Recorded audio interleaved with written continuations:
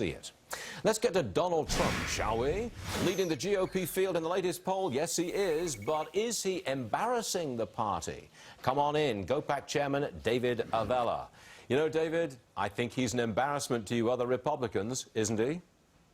Well, time will tell, Stuart, but I will say his announcing yesterday his net worth is good for him.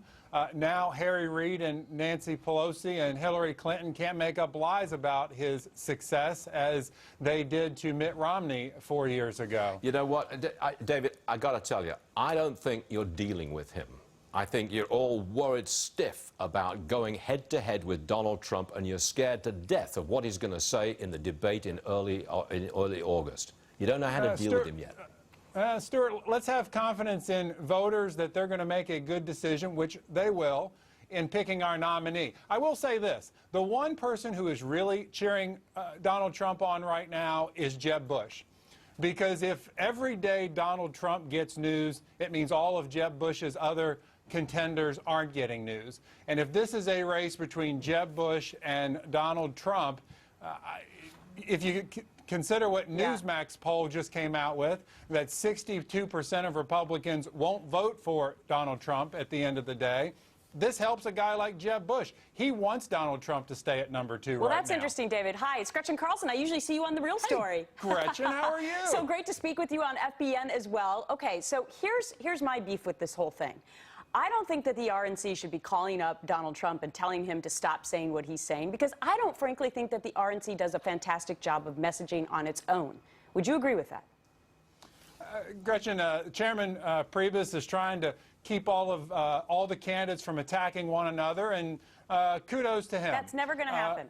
They're going to get, you know what happened last time? They all have a horse in this race. There's going to be 19 or 20 of them. They may not be all on the debate stage, but they are definitely going to go after each other. That's the way the game works.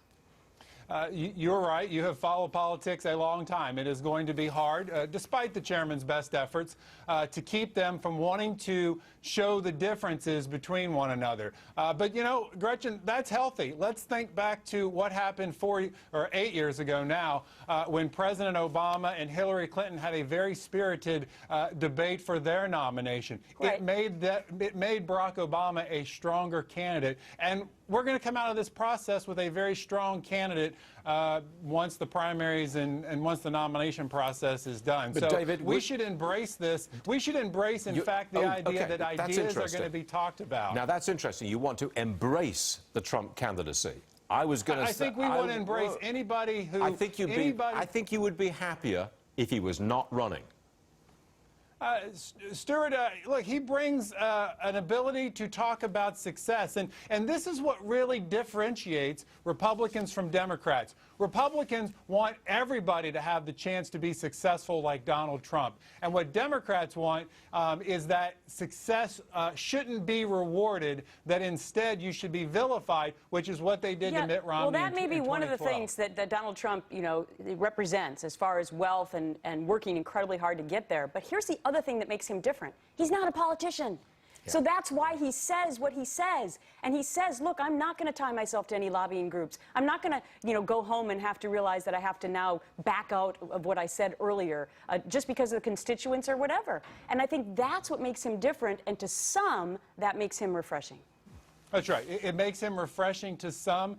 Maybe he would have said his earlier comments a little different, but it certainly has struck a chord with some in the party. Is it enough to get the nomination? Look, only time will tell whether he can put a coalition together to win. But today, he certainly is who everyone in the media wants to talk about. Okay, last quick one. Would you encourage any other Republican candidate to go toe-to-toe, face-to-face with Donald Trump and say, you're wrong, you're totally wrong, and this is a lousy way to figure out how to run the country? Will you recommend any other candidate to go right at him like that? Would you? I think anybody that doesn't agree with Mr. Trump's opinion on something and has a better idea for solving the problem that he brings up, absolutely. That's what this primary process is about. We need to decide whose ideas and whose leadership we want to follow. And that means sometimes we have to show where our differences are as much as it is where we're united. And Stuart, let me also remind you of this. We are far more united on issues than we are divided, and that's why we're going to have a good nominee when this process is over. Very healthy process, David, and we appreciate you having us being on the program today. David Avella. Thanks, Stuart. Thanks, Gretchen. Hey, great to see you. Yeah. You know David Avella, I think, quite well, don't you? I know. Yep. He's a regular on my program.